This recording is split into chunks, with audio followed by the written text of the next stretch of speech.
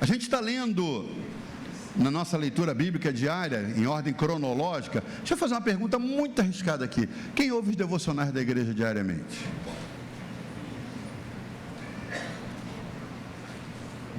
Nem 50%, hein, irmão? Tem um montão de gente ouvindo fora da igreja, gente que não é daqui, que me manda recados. Às vezes a gente demora um pouquinho. Pastor, cadê o devocional de hoje? Aí a gente manda para gente que não é daqui, de outros lugares, de outras cidades, de outras igrejas. Então, sua igreja lança todo dia um devocional. Pessoalmente eu gravo, irmãos, em torno de 3 a 5 minutos. Um devocional em que a gente fala da leitura do dia. Então você lê. Hoje, por exemplo, estamos finalizando Gênesis. E aí a gente faz um comentário dentro do texto para que você deguste melhor a porção diária. E essa semana, finalzinho de semana, a gente estava estudando sobre José, a maravilhosa história de José. E fiquei encantado mais uma vez com a história, obrigado, a história de José. E queria compartilhar com você, antes da gente ministrar a ceia, o tema da mensagem de hoje é egípcio, endividado ou estrangeiro abençoado. Quando eu coloquei na inteligência artificial para fazer uma arte para esse título, eles disseram que não podia por causa do protocolo. Você falar de um egípcio endividado pode parecer alguma coisa dos dias de hoje, mas a ideia é que você entenda o contexto.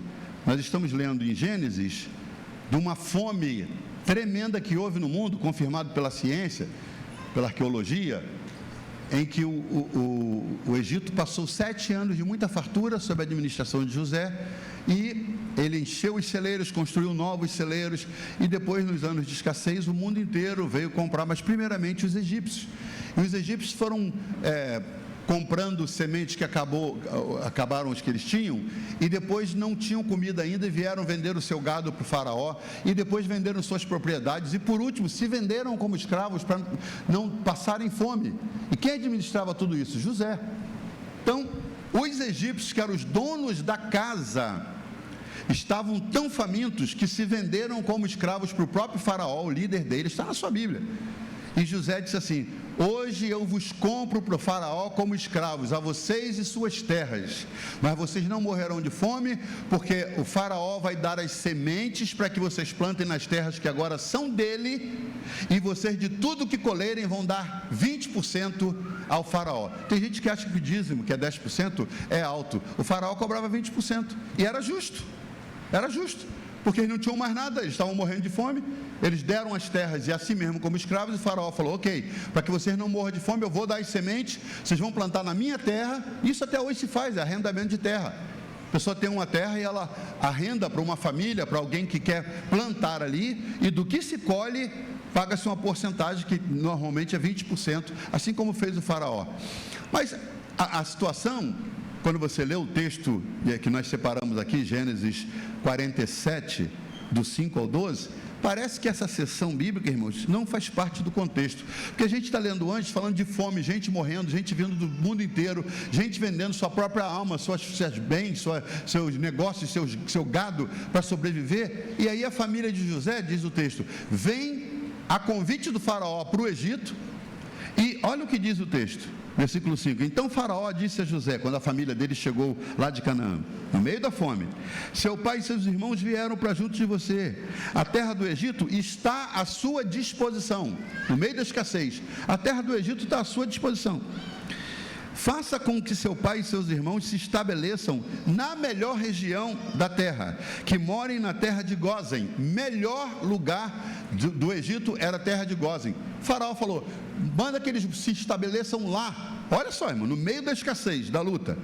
Se estabeleçam na melhor região, que morem na terra de Gósen. Se souber que há no meio deles homens capazes, ainda deu emprego, ponha-os por responsáveis pelo gado que me pertence. Não é que eles se vendam como escravos, não, eles vão cuidar do gado que me pertence. Faraó dizendo. E José levou Jacó seu pai e o apresentou a Faraó, e Jacó abençoou o Faraó. O patriarca hebreu, diante do primeiro mandatário do Egito, famosíssimo, ele chega e abençoa. Para nisso aqui para você ver. Qual foi a vez que você abençoou seu patrão, dono da sua empresa? Olha que lição Jacó dá para nós. Nunca viu o faraó. Gente do mundo inteiro odiava o faraó. vieram para comprar comida porque não tinham mais o que comer. Agora ele recebe Jacó e a primeira coisa que Jacó faz, deixa eu te abençoar. Isso muda tudo, irmãos. Isso muda tudo. Abençoou Jacó ao faraó. Então o faraó perguntou a Jacó: quantos anos o senhor já tem? Ele respondeu: são 130 de peregrinação e tal. Verso 10. Depois Jacó abençoou de novo a faraó. Quem gosta de abençoar, irmãos, não se cansa. Abençoou quando encontrou, abençoou na hora da saída e saiu da presença de faraó. Então, atenção dobrada agora, José estabeleceu seu pai e seus irmãos, não como escravos, estrangeiros. Estabeleceu seu pai e seus irmãos e lhes deu propriedades na terra do Egito. O Egito inteiro, os egípcios estão vendendo suas propriedades para faraó para ter semente em troca. E aqui diz que José, por ordem do faraó, dá aos estrangeiros propriedades na terra do Egito, no melhor da terra, na terra de Ramsés, que era ele mesmo, o faraó, como o faraó havia ordenado. E José providenciou alimento para o seu pai, para os seus irmãos e toda a casa de seu pai, segundo o número dos seus filhos. Tem alguma coisa errada aqui, há uma distinção. O mundo inteiro passando fome, os donos da terra que eram os egípcios passando fome, e os estrangeiros que vêm de longe para comprar comida, acabam recebendo propriedades no melhor da terra do Egito, e alimentos e sementes, e não tem que dar seu gado, não perdem as posses que tinham. E aí você pergunta, que distinção é essa? Nem os rebanhos do povo de Israel, eles tiveram que dar para faraó. Deus sempre quer destacar o seu povo. Vou dizer de novo que você estava meio avoado, não pegou. Deus sempre quer destacar o seu povo. Por quê, irmãos? Primeiro, para que isso sirva de testemunho do poder e do cuidado dele pelos seus. Deus quer que as pessoas olhem para você e digam: rapaz, você está muito bem, é meu Deus, é um testemunho que você dá. A gente fala para os maridos: tratem bem a esposa, irmão, deixa de miséria, paga o cabelo dela, paga a unha dela, não uma vez por ano, é toda semana. Ah, pastor, não tem orçamento para isso não. Se vire, diminui no seu brilho do carro, em tantas lavagens do seu carro, tanta peça que você põe, e paga uma unha. Vai lá e faz um contrato no salão bom e diz: ó, eu vou pagar por mês para ela fazer a unha quando ela quiser, para pagar o cabelo. Por quê? Eu amo, irmãos, quando alguém diz assim: mas sua esposa, com todo respeito, pastor, mas sua esposa está muito bonita. Eu digo: é o trato que eu dou, é o cuidado que eu faço. Na lição hoje nós estudamos que se você quer saber como tratar a sua esposa, aprenda com Jesus, que trata a noiva dele, que é a igreja, para que ela não tenha mancha nem ruga. As rugas da sua esposa é você que causa, meu irmão. Então pare de causar rugas, viu, irmã? Pare de causar rugas. Ao contrário, para que ela esteja luminosa, para que quando ela entra no lugar, as pessoas glorificam a Deus. Mulher bonita, hein? Mulher bem tratada, elegante, olha só.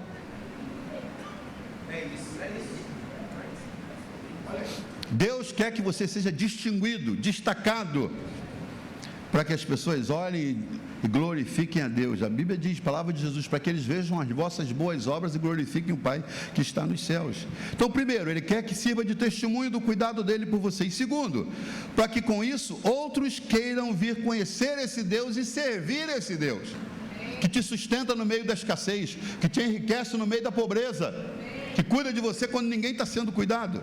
Aí você pergunta: então, por que eu vivo como um egípcio endividado e não como um estrangeiro abençoado? Ok? Dê um glória a Deus aí. Ele ouviu sua pergunta. Por que, Senhor? Por quê? Sempre endividado, sempre pedindo emprestado. Meu Deus, as contas nunca batem. Sempre na dificuldade, sempre na miséria. Começa quando você recebe o salário e pega assim as notas no envelope, sei lá, ou na conta que você viu. Isso é uma merreca. Aqui não dá para nada. Pronto, já profetizou, declarou, e daí para frente é só luta, irmão. Agora quando você pega e diz: Senhor, eu abençoo isso aqui. Foi lá fazer compras? Foi no mercado, comprou, queria comprar 1.000, comprou 200 de compras. Mas quando entrar em casa com aquelas compras, irmão, põe em cima da mesa: eu quero abençoar essas cebolas, esse arroz, essas frutas que vão render, vão contribuir para a minha saúde. Abençoe, abençoe. Obrigado, Naldo, por agradecer, pelo menos você. O quadro da igreja hoje, irmãos, ouçam isso, por favor. As igrejas estão crescendo, e a igreja do Senhor está crescendo de maneira avassaladora. Templos abrindo em tudo que é lugar, muita gente. Porém, numa análise mais escaneadora, mais cirúrgica, a gente vai ver que tem muita gente dentro da igreja vivendo vida medíocre, que não glorifica a Deus, tendo uma trajetória irrelevante. Ninguém quer conhecer o seu Deus porque vê que a sua vida é uma coisa entediante. Primeiro, sua aparência, o jeito que você se trata, o jeito que você faz, a atitude que você assumiu, não glorifica a Deus, e ninguém quer conhecer o seu Deus. Porque se a pessoa vê você prosperando, abençoado, irmãos, ela quer ir. A hora que a gente sai lá de casa para vir para a igreja, e a gente encontra com os vizinhos no corredor, a gente vê que depois que a gente passa, eles fazem estão vendo que tem alguém abençoado passando por ali. Agora, se você vem para cá como quem vai para a folia de rei, irmão, com a camisa, cada um botão de uma cor, tudo abotoado ao contrário, todo errado assim, quero glorificar Jesus. Que Jesus? Ninguém quer saber desse Jesus não, que nem te ensina a se vestir, a se arrumar. Gente medíocre que não serve de exemplo para ninguém. Judas falou sobre eles na sua cartinha lá no final da Bíblia, disse assim: são estrelas errantes, tem brilho, mas são errantes. Estrelas errantes, nuvens sem água. Vem chuva aí, vem chuva, tem uma nuvem lá, não tem nada, ela está vazia. Dentro da casa de Deus, gente que é nuvem sem água, cegos tentando guiar outros cegos. E por que eles não conseguem ninguém para vir para o Senhor, para servir ao mesmo Deus? Porque eles são como egípcios endividados, são donos da terra, mas não vivem como tal. E nós precisamos viver como os estrangeiros, imigrantes, os hebreus que vieram e viveram no melhor da terra. Alguém diz amém? Estou falando aqui de gente que não é boa referência para o evangelho. Ninguém quer seguir ao Senhor de acordo com o testemunho dele. Onde passam, eles não alteram o ambiente para melhor. O ambiente que você vive, trabalha, convive, tem que se tornar melhor, porque você está passando por lá.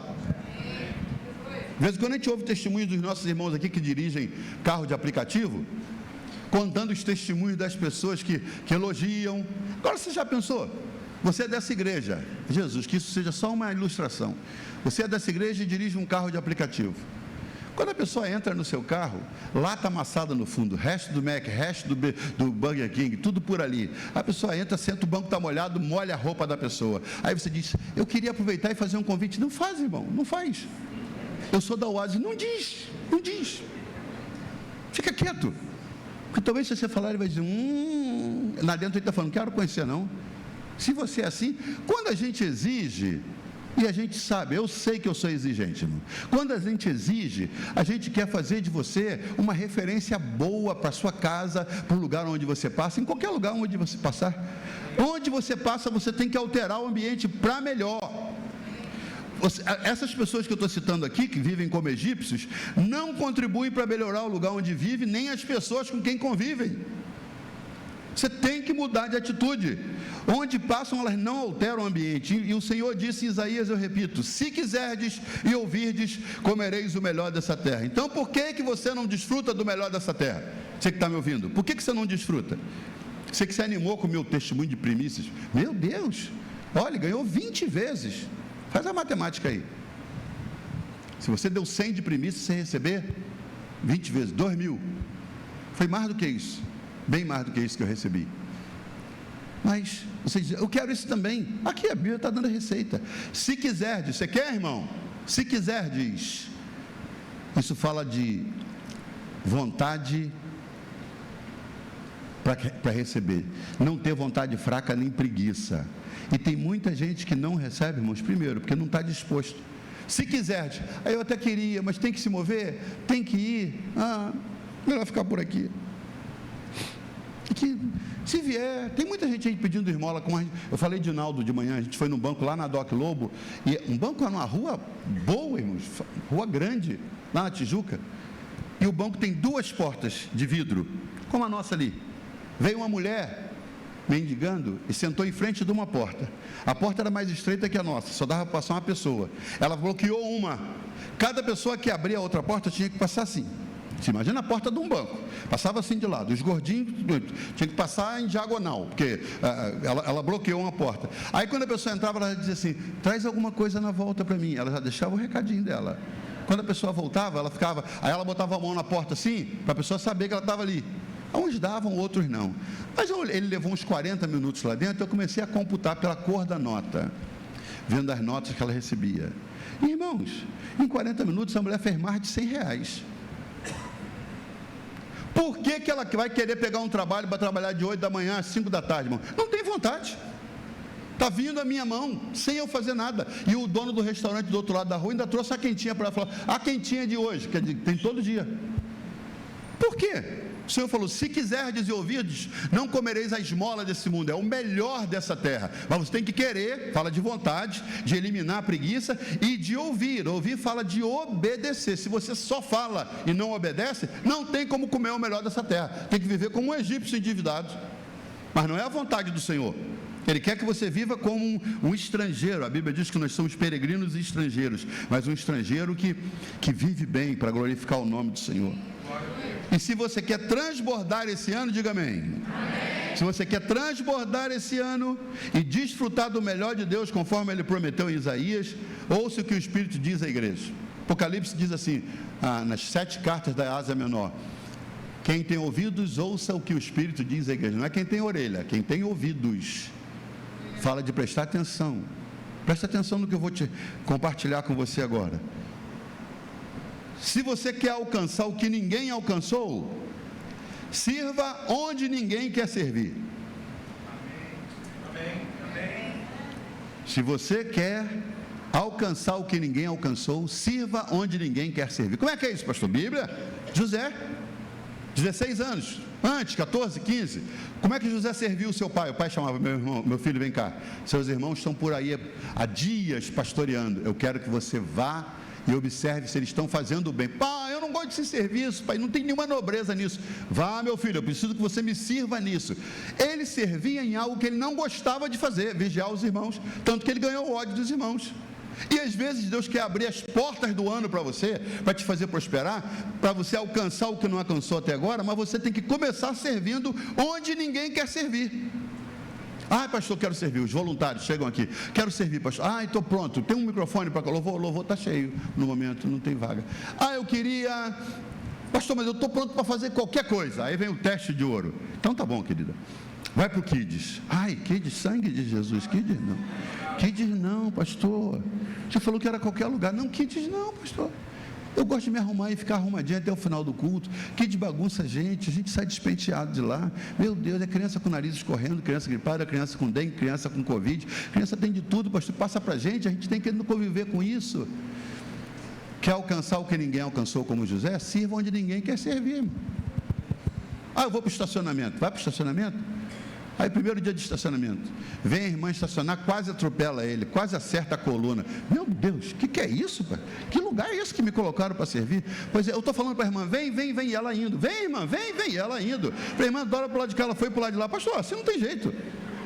Vou entregar meu cargo? Não, irmão, sirva onde ninguém quer servir. Quebraram o braço de Jefferson. Pastor, quebraram o braço do Jefferson no estacionamento. Parece uma coisinha inocente, mas o cara quebrou o braço dele. Eu não quero quebrar os meus, não. O que você quer servir, irmão? Pastor, tem uma vaga no altar? Tem. Não sei cantar, desafino até pensando, mas assim, eu sinto um desejo. Seu ministério é do canto, irmão. Lá no cantinho orando, lá na parede. Você não escolhe aonde servir, é Deus quem te testa. Quer alcançar o que o José alcançou? É bonito quando os irmãos chegaram. Olha a pinta do cara quando reconheceram ele. Olha como ele está bem. Depois de Faraó, ele é o primeiro no Egito. Ele está bem demais. Por que os irmãos de José não chegaram na mesma posição dele? Não alcançaram o que ele alcançou, porque não quiseram servir onde ele quis servir, irmãos. Ele serviu sem querer. Aí cresceu, aí foi vendido pelos irmãos, aí vai trabalhar na casa de Potifar como escravo, mas ele era livre. Ele não ficou de mimimi, de nhenhenhen, porque era livre e tinha que trabalhar. Trabalhou, serviu ao Potifar, Deus o abençoou, prosperou, destacou. Potifar reconheceu. Agora a mulher de Potifar usa de uma tramóia, ele é acusado injustamente, e aí, injustamente, ele vai para o cárcere. No cárcere ele podia dizer: não vou fazer mais nada, não quero servir mais, me dei mal. Mas aí vem o carcereiro e diz: eu queria que você tomasse conta dos outros encarcerados. Estou aqui para servir. Daqui a pouco os homens têm sonhos que ele não entende, ele serve. Não sei se fosse eu, irmãos, lá preso injustamente, e aí vem um preso daquele, e dizendo: aí, Jaz, eu tive um sonho essa noite, perdi o sono, cara, estou com um sonho louco. Falei: eu não estou aqui por minha vontade, eu fui para cá justamente, eu não vou traduzir sonho de ninguém, você se vira. Mas ele traduz para um, para outro. Aí depois de esquecido por 2 anos, mais ira acumulada no coração, poderia ser, quando o faraó tem um sonho doido, e alguém diz, o copeiro diz: eu estou me lembrando do meu pecado, o cara traduziu meu sonho, disse que eu viria para cá, eu estou aqui, manda chamar. O dia que chama, ele podia subir, e o faraó doido ali com os caldeus, com os magos, que ninguém interpretava nada, e ele podia dizer: ah, o senhor quer? Eu sei, mas não conto. Não conto. Eu estou injustamente preso aqui, o senhor nunca fez nada por mim, não vou fazer não. Às vezes você vem com essas birrazinhas que na outra igreja você serviu e ninguém reconheceu, que você queria fazer, aí chega aqui, tem uma vaga para fazer alguma coisa, e você amarra. Por quê? Porque não foi reconhecido, foi injustiçado. Você quer alcançar o que ninguém alcançou? Diga amém. Amém. Sirva onde ninguém quer servir. Amém. Ouça isso, irmão. Pare de escolher onde e quem você quer servir. Para de ficar escolhendo: eu quero servir aqui ou ali. Sirva onde te chamarem para servir, onde Deus te colocar. Segundo, se você quer ver o que ninguém viu, peça o que ninguém pediu. Está me acompanhando? Isso aqui nem é mensagem de coach, não, irmãos. Isso aqui não é só para você dizer que mensagem, é para você botar em prática. Esse púlpito aqui é mensagem para você botar em prática.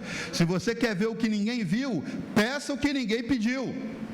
Moisés já tinha sido promovido por Deus de bebê escravo a filho adotivo da filha de Faraó. Depois de assassino reconhecido, porque ele matou o egípcio, ele é fugitivo, e aí Deus o promove a líder da maior congregação do mundo, com quase 3 milhões de pessoas. Depois que ele tem tudo isso, a vida dele mudada, ele convivendo com a mãe, com os irmãos, no deserto, como o maior líder daquela congregação toda, ele se atreve a dizer para Deus alguma coisa. Ele pede para Deus o que ninguém nunca pediu. Ele disse para Deus: Senhor, eu quero ver a tua glória, quero ver o teu rosto. Êxodo 33 conta isso. Aí o Senhor muito tranquilamente diz para ele: Moisés, deixa eu te falar de uma regra que a gente tem aqui em cima: quem me vê, morre. Ele diz: que seja a última coisa então que eu vejo, mas eu quero morrer tendo visto o Senhor. A gente sente falta dessa geração hoje, de gente que quer ver a glória do Senhor, irmãos.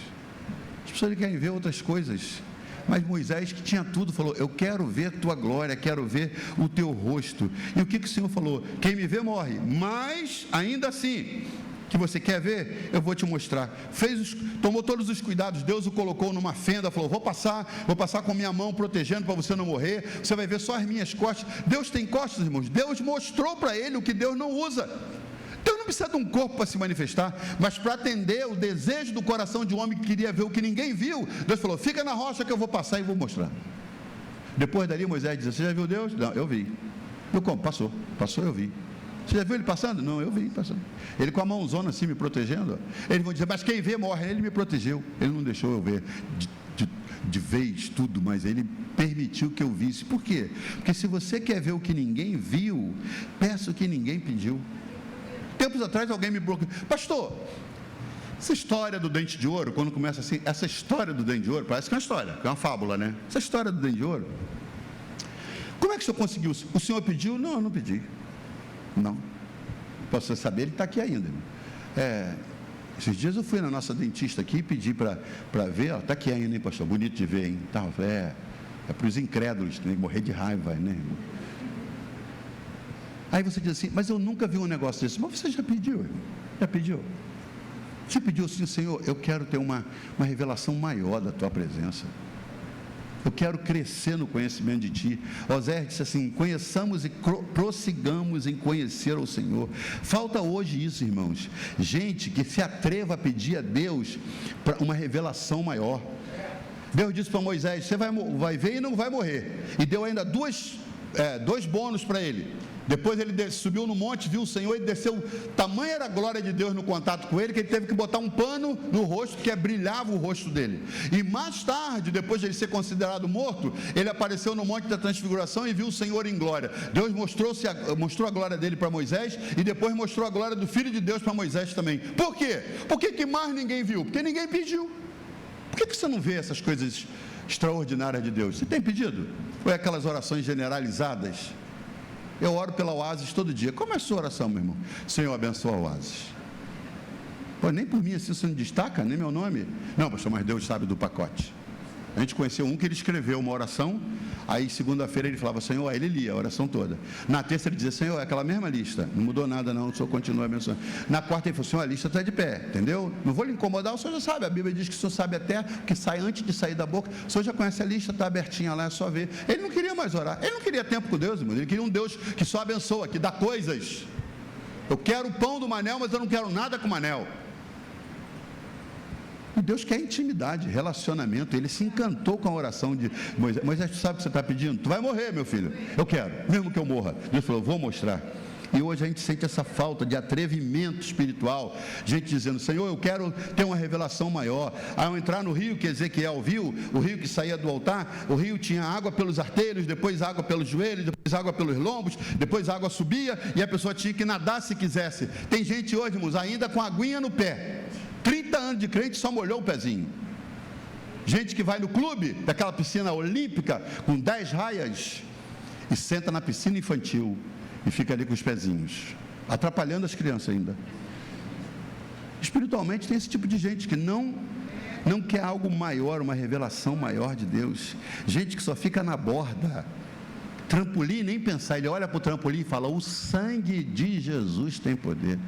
E ele vê a pessoa pulando lá de cima, dando giros e caindo na água. Ele olha a pessoa caindo na água. Ele fala, meu Deus, que loucura. E não pede, eu quero entrar. Falta esse apetite espiritual para fazer alguma coisa maior do que tem feito, para viver acima do que tem vivido. Esses nunca sobem no pódio, porque eles estão sempre evitando entrar na corrida. É gente da arquibancada, irmãos. E da arquibancada, o que acontece? Manda esse juiz para fora, muda esse técnico, tira o cara do banco. Quem está na arquibancada sabe tudo de futebol, não é? Sabe todas as regras, sabe quem é melhor, como ganharia. E tem muita gente na casa de Deus vivendo de arquibancada. Se o pastor fizesse assim, Sérgio, se fosse assim, você fazia as coisas diferentes. Se fosse eu, tem uma receita para dar certo, mas nunca entro no campo para mudar o jogo. Mesma coisa com Pedro, irmão, mesma coisa com Pedro. No meio da tempestade, Jesus aparece lá, debaixo de chuva, andando sobre as águas. Aí Pedro pede o que ninguém pediu, nenhum dos outros que estavam no barco. O Senhor, eles começam a pensar que é um fantasma. Jesus disse, sou eu, não tenho medo. Aí Pedro diz assim, se é o Senhor, manda que eu vá. Olha que pedido. Aí Jesus, vem. Jesus, aquela água caindo em Jesus, vem Pedro, vem, chuva descendo, irmão. Mar revolto, barco vai que não vai. Aí Pedro bota a perna para fora da água. Eu imagino os discípulos, vai fazer o quê? Ele falou para ir, tá doido, rapaz? Ele é um fantasma, a gente nem sabe quem é direito. Não, eu conheço a voz dele. Ele falou, vem, eu vou. Você está querendo muita coisa, irmão. Ver Jesus sequinho, ver Jesus mandar um tapete em cima d'água, mandar uma boia para você colocar no pescoço, para você então vir andando. Não, ele fala, vem. Aí você decide se vai ou não. Se quiserdes e ouvirdes e obedecerdes, comereis o melhor dessa terra. E aí ele saiu do lugar e foi e experimentou o que ninguém tinha experimentado, mas foi por causa do pedido ousado dele. Quando ele falou, Senhor, se és tu, manda que eu vá. O Senhor falou, vem. Se você quer experimentar o que ninguém experimentou, arrisque-se naquilo que ninguém se arriscou. Vou repetir para você pegar a visão. Se você quer experimentar o que ninguém experimentou, arrisque-se naquilo que ninguém se arriscou. Será que essa manhã a gente acha alguém aqui disposto a pedir a Deus ousadamente o que nunca pediu antes? Essa tem que ser uma manhã diferente na sua vida. Senhor, quer ver pedidos que você pode fazer que vão mudar a sua vida? Senhor, tua palavra diz, e os que crerem, eu creio. Diz que os que creem em meu nome expulsarão demônios. Senhor, eu quero me especializar em expulsar demônios. Vou expulsar por atacado, Senhor. Quando tiver aquela fila de endemoniado, eu vou dizer, sai de uma vez só para não engarrafar, sai tudo junto. Eu vou, Senhor, eu quero desenvolver. Ou então, Senhor, eu quero orar, eu quero sair assim e passar, as pessoas que eu tocarem receberem cura, eu quero isso, Senhor, para a glória do Teu nome, uma revelação maior, algo mais profundo, eu quero entrar nessa água e sair nadando, Senhor. Mas sua oração continua sendo aquela oração a mesma de sempre, que nem você aguenta. Por que muita gente não gosta de orar, mano? Que nem ele aguenta a oração dele. É a mesma coisa sempre, a mesma coisa. Ele não acrescenta nada. Quando ele vai orar, o Senhor fala assim, já sei o que ele vai falar. Sei o que ele vai falar. Gabriel, dá uma olhada. Gabriel, o anjo. Gabriel vai falando assim, como se ele já sabe, igualzinho a mesma coisa. Não acrescenta nada, não pede algo. Você está reclamando do marido, diz, Senhor, muda esse meu marido, Senhor, para glorificar o Teu nome na vida dele. A esposa não sabe, Senhor, ensina para ela, Senhor, em nome de Jesus, põe a pessoa certa no caminho dela, aí você vai ver as coisas mudarem, porque você está pedindo algo mais do Senhor. Quantas vezes, irmãos, Deus tem algo para nos dar, mas espera em nós essa vontade manifesta de querer. Se quiserdes e ouvirdes, comereis o melhor nessa terra. Será que alguém aqui disposto a pedir a Deus ousadamente o que não tem pedido até agora? Vou terminar. Se você quer chegar onde ninguém chegou, entregue o que ninguém entregou. Abraão amava o Senhor, irmãos. Um filho na velhice. Foi pai aos 100 anos do Isaac prometido. Agora Deus, quando ele garotinho está crescendo, Deus pede, quero o seu filho em sacrifício. Ele podia dizer, o senhor está de brincadeira, deixa eu fazer 100 anos para me dar o filho que eu estou esperando, agora pede. Mas ele, com o coração quebrado, decidiu entregar o que Deus estava pedindo. Se você quer chegar onde ninguém chegou, entregue o que ninguém entregou. Quantas vezes Deus nos pede para entregarmos coisas que podem ser simples, mas são preciosas para nós? Por exemplo, o nosso tempo. Deus quer que você entregue o seu tempo para Ele. Mas você diz, eu não tenho tempo para isso. Você tem o mesmo tempo que eu tenho, as mesmas 24 horas. Eu disse aqui na aula do Sião, a psicóloga falou assim, que nós fomos no encontro de pastores, ela disse, pastores, você tem que ter um dia de folga, e no dia de folga você não faz nada de igreja, você tem que se envolver com uma coisa diferente. Vai para um restaurante, assiste um filme, faz alguma coisa que não tem nada a ver com a igreja. Eu falei, então é segunda-feira eu vou fazer. Aí, no pacote lá de casa, tem o Netflix. Falei, vou assistir um filme no Netflix, segunda-feira. Quero nem ver Bíblia, vou ver um filme bom. Aí eu começo a ver o filme, irmãos. Começo a ver o filme. Daqui a pouco minha mente diz assim, se você estivesse lendo Bíblia agora, tu estava crescendo mais, hein? Vai começar. Eu tenho que persistir para assistir, porque a presença de Deus fica chamando você para você fazer alguma coisa mais profunda, com a revelação maior. Eu não posso dizer para Deus, eu não tenho tempo. Ele falou, eu te dei o mesmo tempo que eu dou para todo mundo, 24 horas. Você decide o que você faz com essas horas. Estamos tão ocupados demais com nossa carreira, nossas redes sociais, nosso trabalho, nosso corpo, e não damos a Deus em primeiro lugar. Eu sou oponente de vigorexia. De vez em quando eu falo com alguns aqui. O que é vigorexia? Aquela mania de academia, irmãos. Nunca está bom. E vai ter que ser até o último dia de morte, porque se você fez academia há 50 anos e decidiu parar, despenca tudo. Tem que continuar. Indo para o seu próprio velório, deixa eu passar na academia para uma última esteirinha. E vigorexia acaba sendo um tempo que você deixa de estar com Deus. Se você vai para a academia todo dia, glória a Deus, cuide do seu corpo, mas esse mesmo tempo tem que ser administrado para o Senhor. Bíblia eu leio uma vez por semana, e academia eu vou todo dia. Tem alguma coisa errada nessa balança, meu irmão. O corpo está se esculpindo e a fé te roubando. Qualquer coisa que roube o tempo de Deus mostra que nós temos mais devoção aos ídolos, que é o nosso trabalho, a Mamon, que é o Deus do dinheiro, do que o próprio Deus. Nosso dinheiro às vezes toma o lugar de Deus na nossa vida. Achamos que somos melhores que Deus para administrá-lo. Estamos sempre endividados e correndo atrás de mais e mais. Quando é que um rico diz assim, ganhei o suficiente, quero mais não, quero mais não. Você já achou um rico que diga isso, irmãos? Ele sempre tem um lugar para mais um depósito, para mais um dinheiro, para mais um edifício. Eu me assustei com a dona do terreno, que quando a gente foi comprar, ela falou assim, tem uma imobiliária querendo comprar, ainda me dá um bocado de apartamentos aí, além do dinheiro. Não quero mais não, estou cheio de apartamento para administrar, não quero mais não, eu quero curtir o dinheiro que eu ganhei, eu estou na cidade, eu quero curtir o dinheiro. Isso é uma atitude sábia. Ganhou um ponto em que você entende, eu quero gastar agora. Tem gente morrendo rico sem curtir o dinheiro, irmão. Eu sou pobre e curto. Vamos comer ali, que é um restaurante muito caro. A gente come naquele pé sujo ali, em pé. Fala para a esposa, vou te levar para almoçar hoje. Aonde, irmão? No caldo de cana ali da rua. Não, isso não, querido. Não, mas tem até uma mesinha. Tem até, irmão, isso você faz com um vizinho, isso você faz com outra pessoa. Ou então se ela disser, eu quero um bom caldo de cana, aí você leva lá, mas regulando e com dinheiro no caixa, com dinheiro na bolsa. Como eu disse aqui, é espírito de miséria, saiu do Egito, mas a mente não saiu de lá. Mente cativa. E o Senhor quer que você prospere e seja abençoado para isso, glorificar o nome dele nas outras pessoas. Mas se você quer chegar onde ninguém chegou, você tem que entregar o que ninguém entregou. Abraão entregou o filho. Hoje a gente chama Abraão de quê? Pai da fé. Você não é chamado nem de filho da fé. Abraão foi o pai da fé por quê? Porque ele teve a sua atitude imputada por justiça, porque ele entregou a Deus o que Deus estava pedindo. Quando você entrega o que ninguém entrega, você chega onde ninguém chega. Quantas vezes Deus já pediu coisas de nós, né?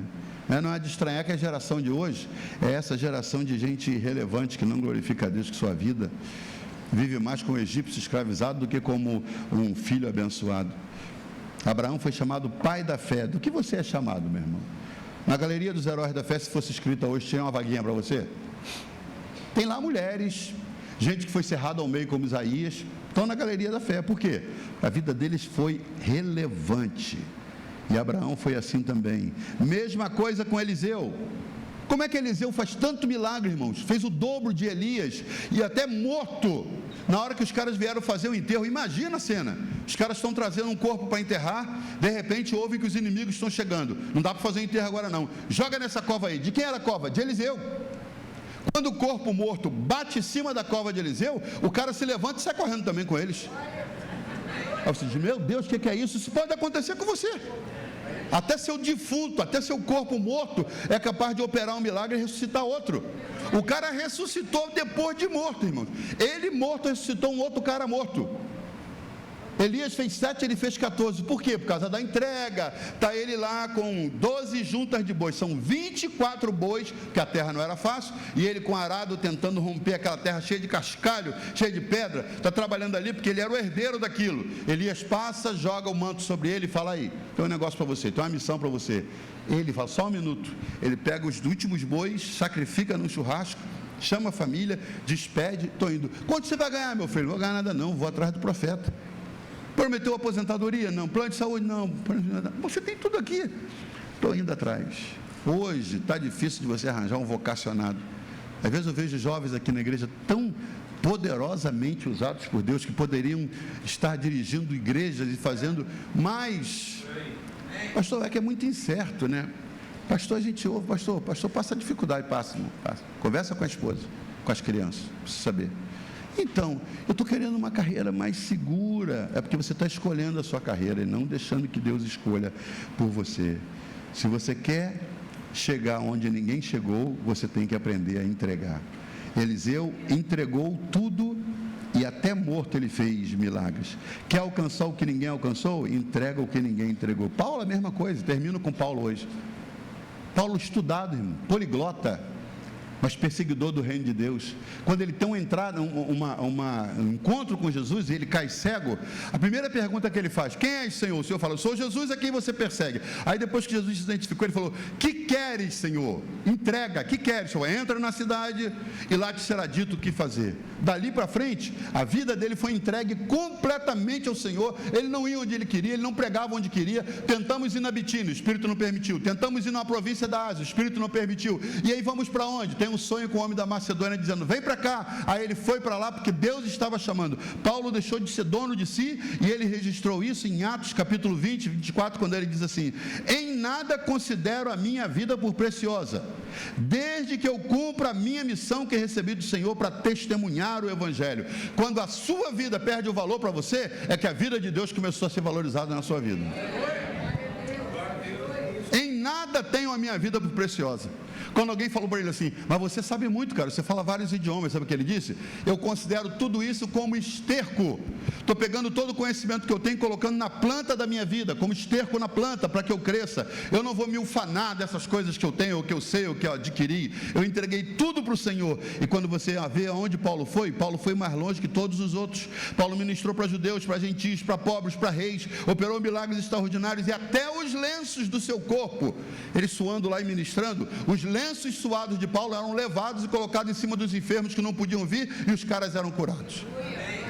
Aí você diz, isso foi com Paulo? Não, irmão, compra uma caixa de lenço, não de papel, lenço de pano, amanhã, bota no seu bolso e diz, Senhor, eu vou me consagrar, eu vou deixar o pessoal levar os lenços que estiverem comigo para serem curados. O Senhor fez isso com Paulo, só que Paulo teve um nível de entrega que vai exigir de você também. Você não nasceu, irmão, para viver como um egípcio endividado, mas como um estrangeiro abençoado. Enquanto você fica de pé, deixa eu perguntar, será que existe aqui hoje, nessa casa, ou lá na casa onde estão me assistindo, alguém disposto a entregar tudo para alcançar o que não alcançou até hoje? Para que essa ceia do Senhor seja diferente na sua vida. Às vezes você está aqui essa manhã, ouviu essa palavra, já riu, já se tocou, mas você não entregou sua vida para o Senhor, não entregou tudo que você tem para o Senhor. Toda vez que a gente fala das nossas mudanças, as pessoas se assustam. Eu mesmo me assusto. Essa semana alguém me perguntou, é que o senhor não sabe o que é mudar? Eu falei, meu filho, você não sabe de nada, inocente. Você já mudou? Mudei. Quantas vezes? 72 vezes eu me mudei. Algumas exageradas, mas a maioria porque a obra exigia que eu fosse para outro lugar. Fiz as filhas pagarem um preço alto. A Aninha estava vendo agora a Estelinha na escola nova, já que o primeiro idioma da Estela e do Zion é o inglês, e numa escola nova, e um dia ela chegou em casa chorando, falou, mãe, eu não tenho uma amiguinha. E quando eu falo, elas me chamam da gringuinha, a gringa. E aí eu não sei se é por causa do meu sotaque, eu não sei, porque eu não sei falar o idioma ainda. Aí a mãe falou, eu passei por isso. Mas vai passar, você ora que vai passar, ora.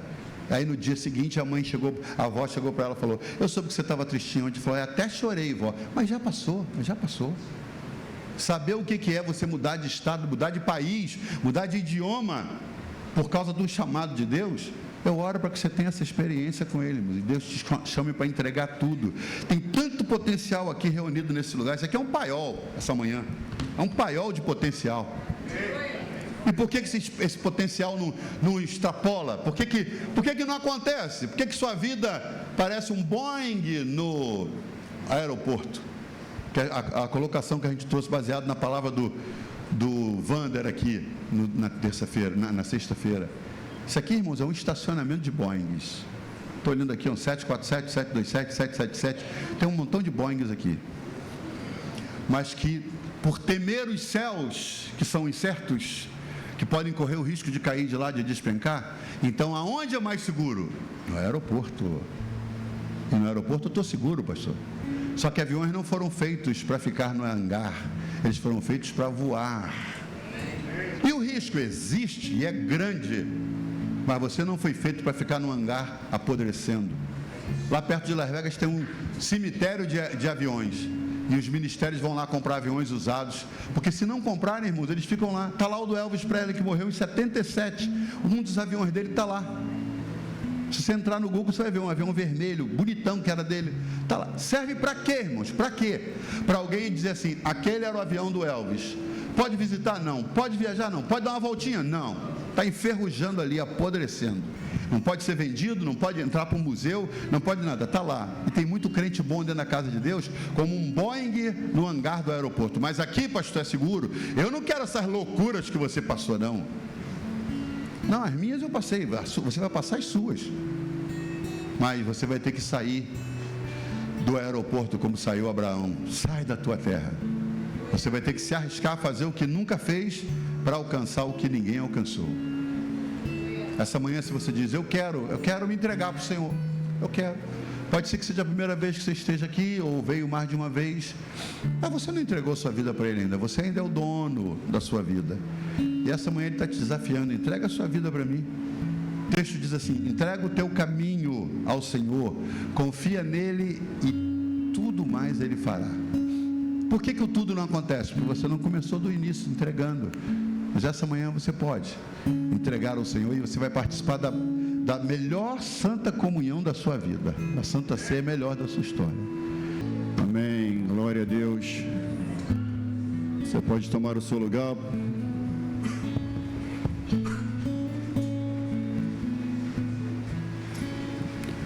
Subi aqui, passei os olhos assim pela igreja, e é satisfatório ver a igreja tão cheia. Mas eu preciso confessar a vocês que me incomoda ver a igreja tão cheia num domingo pela manhã, somente num dia de Santa Ceia.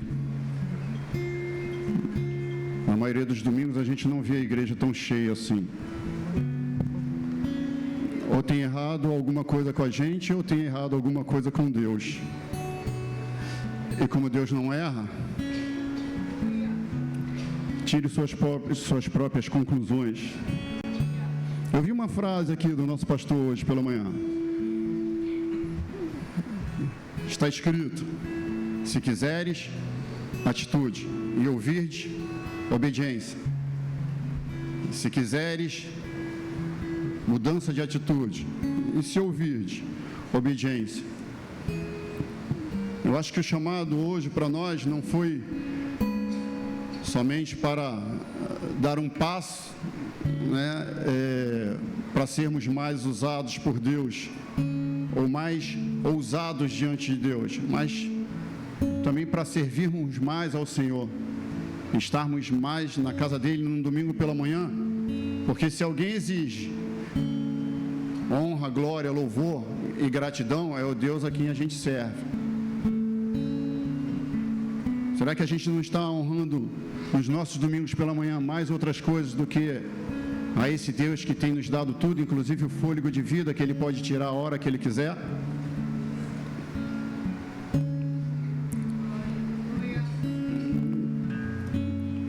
Pensando na Santa Ceia, eu fui aos textos de Mateus, Marcos, Lucas e João, e aí eu descobri, lendo os 4, que há uma pequena discussão teológica em relação à presença de Judas ou não participando da Santa Ceia.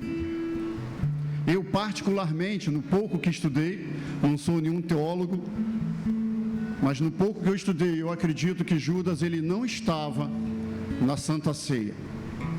Ele estava na celebração da Páscoa, que foi algo que aconteceu antes da Santa Ceia. Jesus, quando ele reúne os 12, ele reúne para a Páscoa. E depois da Páscoa, ele celebra a Santa Ceia. Então, no pouco que eu entendo, Judas não estava participando da Santa Ceia, ele participa da Páscoa. E aí você vai ver em alguns evangelhos, Jesus dizendo: aquele que eu molhar, que eu der o pão ao qual eu molharei e entregarei a ele, esse é o que há de me trair. Eu creio que esse pão não é o pão da Santa Ceia, é o pão da Páscoa que eles estavam comendo, eles estavam ceando antes, e aí Jesus molha, dá a Judas e Judas se retira. Por que que eu creio assim? E agora eu vou explicar para você. Porque Jesus ele vai dizer duas coisas em relação ao pão e ao vinho. Ele vai dizer sobre o pão o seguinte: este é o meu corpo que é dado por vós. Somente ele poderia se entregar, porque somente ele é santo. E somente os santos sentarão na mesa com ele. O coração de Judas já não estava mais nessa lista. E aí depois ele pega o cálice e ele vai dizer o seguinte: este é o meu sangue, sangue da nova aliança. O Senhor não tem aliança com aqueles que não são fiéis a Ele. Por isso eu creio que Judas não estava nessa lista. E aí talvez você comece a refletir sobre a sua semana e você comece a dizer assim: pastor, a minha semana, se eu botar uma lista, ela não vai condizer de estar sentado nessa mesa hoje pela manhã. Então, pastor, eu vou preferir passar, mas eu preciso levar você lá no que Paulo diz, porque Paulo vai dizer o seguinte: Examine-se o homem a si mesmo, e depois disso, coma e beba. Paulo vai trazer a situação imediata de Judas para dizer que nós hoje temos tempo antes de ceiarmos, porque Paulo também estava na celebração da Páscoa, e aí depois, por isso que ele vai dizer, vocês comem e bebem como glutões, vocês, calma, esperam um pelos outros, vamos fazer a coisa organizada. E aí ele vai orientar que antes de ceiarmos, a gente tire um tempo para estarmos nos avaliando. O Senhor nos dá a oportunidade de nós sentarmos diante de nós mesmos, colocarmos os nossos erros, julgarmos a nós mesmos, nos encontrarmos condenados e dizermos para Ele: Pai, perdoa. Porque Ele está aqui essa manhã, imediatamente, para nos perdoar de tudo aquilo que possa vir nos afastar da mesa. Pastor, mas se eu não fizer e decidir assim mesmo, ceiar, decidir a si mesmo, pegar o pão que é santo e o cálice representando o sangue de Jesus, que é a nova aliança, o que pode acontecer? E aí Paulo vai dizer: eis a razão porque há entre vós muitos fracos e doentes, e não poucos que dormem. Interessante é que ele vai dizer: eis a razão porque há entre vós muitos fracos e doentes. E aí parece que é a mesma coisa, mas não é a mesma coisa. O doente é o doente físico, os que dormem são aqueles que passaram para a morte, e os fracos são os fracos espirituais, os fracos que não têm atitude para repreender Satanás, os fracos que são dominados, os fracos que são conduzidos pelos seus pecados. Por isso me chamou a atenção a palavra que o pastor Jason trouxe aqui: se ouvirdes, obediência, e se quiserdes, mudança de atitude. E Paulo nos chama, antes de ceiarmos, a termos uma mudança de atitude, nos colocarmos diante dele e pedimos perdão a ele pelos nossos pecados. Mas entenda, não é pedir perdão para que você participe da ceia, é pedir perdão para que você não seja fraco, para que ele te fortaleça, é pedir perdão para que você deixe de praticar aquilo que está errado diante dele, para que na próxima ceia você não possa estar pedindo de novo. É o pecado praticado dia a dia, sem que ele esteja já, você sendo incomodado por ele. Se você pratica e ele já não te incomoda, tem alguma coisa errada. E aí Paulo vai dizer que eles são fracos. Por quê? Porque o pecado já tomou conta deles. Essa manhã a gente tem a oportunidade de quebrar isso, de obedecer e tomar uma nova atitude diante de Deus, e de buscar ao Senhor para que Ele te fortaleça, para que na próxima ceia você não esteja aqui de novo achando que a Santa Ceia é algo mágico, que assim que você tomar ela, você vai deixar de pecar, você vai deixar de andar em pecado, você vai deixar de ir contra aquilo que Deus tem para a tua vida. A Santa Ceia não é isso. A Santa Ceia é quando nós comemos e bebemos em memória do Senhor, lembrando o sacrifício que Ele fez por nós e buscando santidade para estarmos diante dEle. Porque vai chegar o dia em que você não vai estar sentado aqui para comer essa Santa Ceia, para tomar essa Santa Ceia. Vai chegar o dia em que você vai estar sentado diante dEle, ceando com Ele. Mas para isso, a preparação começa aqui, começa hoje, começa no ouvindo, obedecendo, querendo e tomando uma atitude. Como entender esse momento? Se a sua vida não foi transformada por aquilo que Ele fez na cruz do Calvário, o mundo lá fora jamais vai compreender aquilo que nós estamos fazendo aqui esta manhã, porque eles não entendem o sacrifício. Eles não entendem que amor foi esse. Eles não entendem o quanto as nossas vidas elas foram transformadas por aquele que se entregou por amor a nós. Esse não é um momento qualquer, esse não é um momento simples. Esse é o momento em que os céus se abrem. E o Senhor espera de nós que nós nos acheguemos a Ele em rendição, coração curvado, a vida entregue, colocando diante dele a necessidade de sermos transformados, colocando diante dele a necessidade de sermos perdoados, colocando diante dele a necessidade de que ele venha continuar caminhando conosco.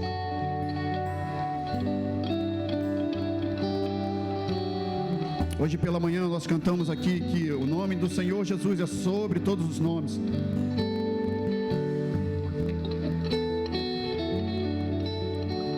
E aí quando chegou na parte em que diz que é maior que os reinos, que os impérios, me veio logo à memória aquilo que está acontecendo nesta manhã no Irã. Homens que se diziam poderosos, homens que se diziam inatingíveis, homens que achavam que iriam durar para sempre, já não estão mais entre nós. Já não podem mais fazer leis, já não podem mais dar ordens. Deixam lugares vagos onde outros homens fracos como eles irão tomar o lugar deles.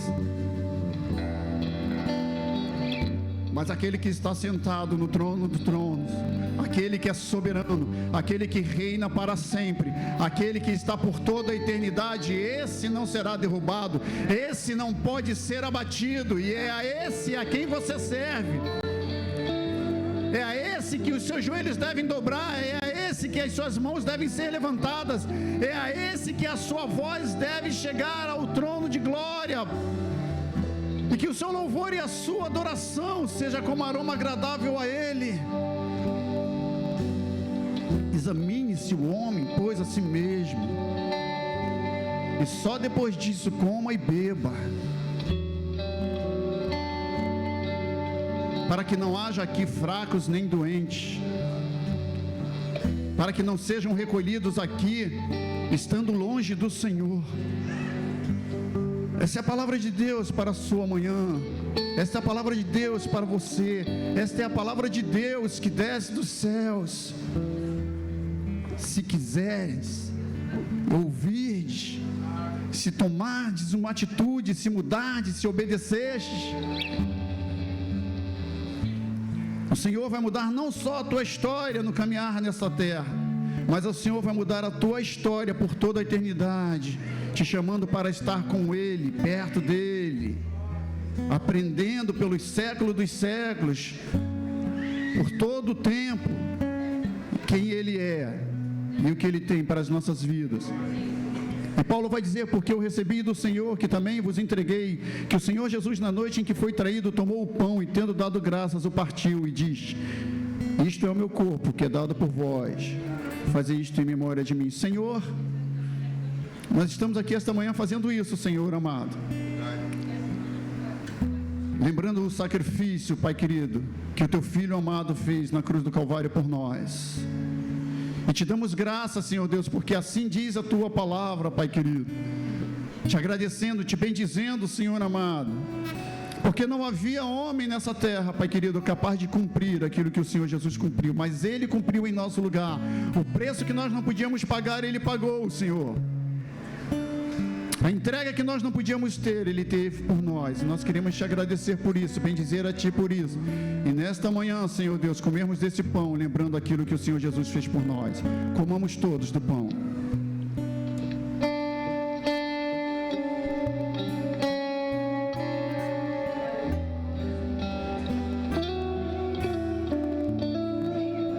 A Ti a honra, a glória, o louvor.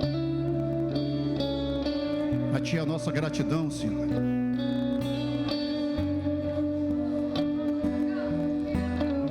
Nada somos, nada temos. A nossa maior herança, Senhor amado, ela não está nessa terra, não está nos bens que temos, está naquilo que iremos deixar. A nossa maior herança, Senhor amado, está na eternidade, no lugar que Tu já preparastes para nós.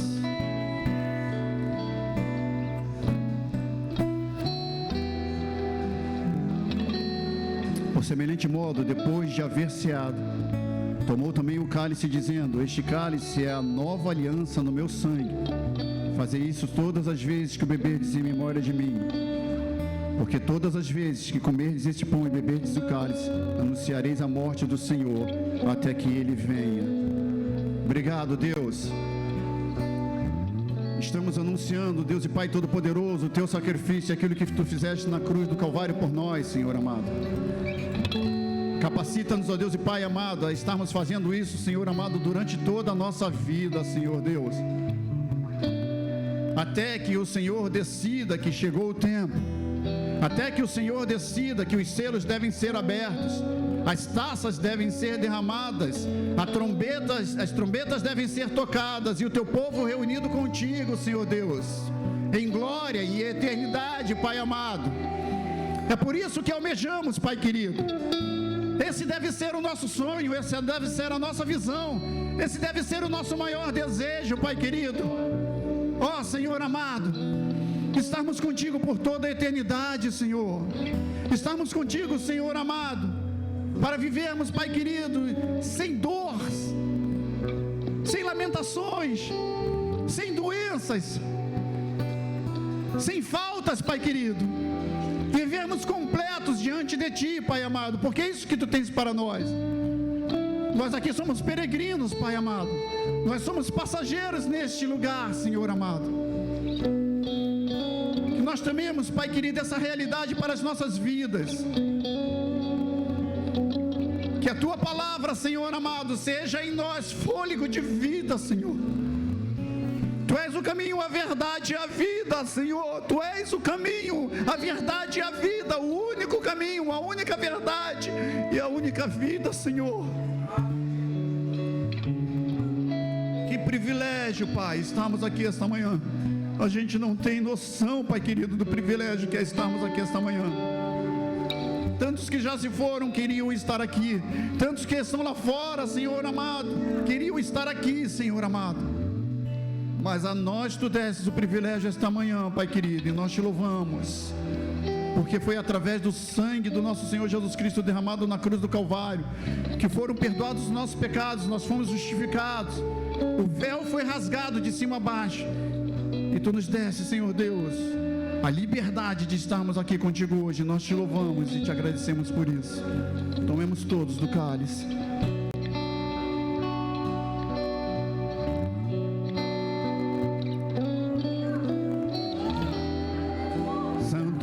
Santo é o Senhor dos exércitos. Toda a terra, Senhor Deus, cheia está da Tua glória. Louve ao Senhor. Louve ao Senhor.